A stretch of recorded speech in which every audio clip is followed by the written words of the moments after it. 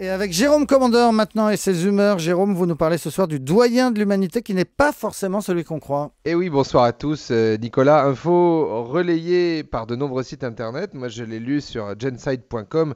Alors, vous savez, ce sont ces sites un peu fourre-tout. Ce matin, sur le portail du site, il y avait l'enfant lézard, hein, avec la langue la plus longue du monde. La femme aux hanches les plus larges du monde, hein, ça c'est compliqué dans les portiques d'aéroport. Faites un don pour un enfant pour l'UNICEF. La pom-pom girl la plus rapide du monde et perdez 12 kilos en 17 secondes.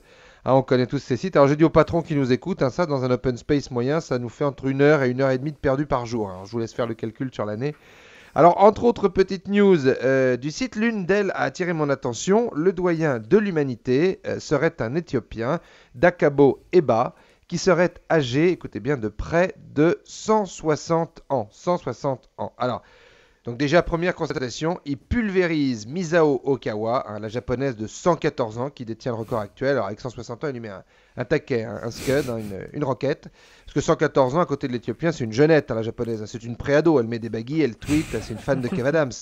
C'est en répondant à l'interview d'une chaîne de télé américaine que le journaliste a tiqué, puisque Dakabo fait remonter ses souvenirs à l'invasion italienne de 1895, hein, ce qui n'est pas banal, qu'il a bien en mémoire, puisqu'il avait déjà 35 ans, forcément, et 2 femmes. Alors ça, il le dit, Dakabo. Hein. Ah, les années 1895, c'était dur, mais on a profité. Hein. Qu'est-ce qu'on a...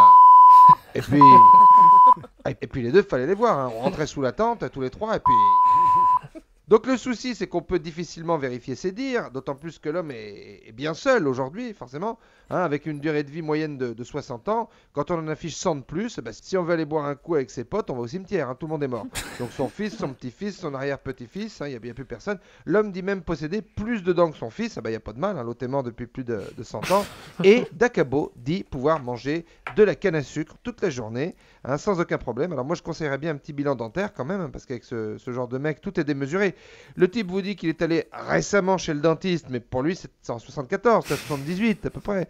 Donc c'est vrai que pour lui c'est tout frais, mais il a 160 piges, hein, donc ça fait 40 ans quand même qu'il n'est pas allé chez le dentiste. Et 160 ans à mâcher de la canne à sucre, on a pu oublier 1 ou 2 caries. Alors le site rajoute que physiquement l'homme aujourd'hui ne fait pas du tout son âge. Merci, mais déjà qu'en sait-on ? Peu de gens font 160 ans puisqu'on n'y est jamais arrivé. Et surtout, qu'est-ce que ça signifie de ne pas faire son âge à 160 ans ? Que le type fait dans les 120, 130, mais pas 160. Alors, pour authentifier tout cela, l'homme pourrait se soumettre à des analyses médicales. Alors attention, hein, parce que la bataille des doyens fait rage. Il y a la japonaise Okawa, dont on vient de parler, 114 ans au compteur électrique, hein, qui est sur le podium, qui tient toute la journée avec du thé au jasmin. Le Chilien Carmelo Flores Laura, qui dit avoir 123 ans, en embuscade lui aussi, hein, qui mâche de la feuille de coca de 8h à minuit. Et ben, les mecs s'entraînent. Hein. On ne s'aventure pas sur le terrain des doyens impunément. Quant à moi, cher Nicolas, je ne change pas mon régime alimentaire. Non. Pain, quiche, flan, avec ça, je suis encore là près de vous en 2080.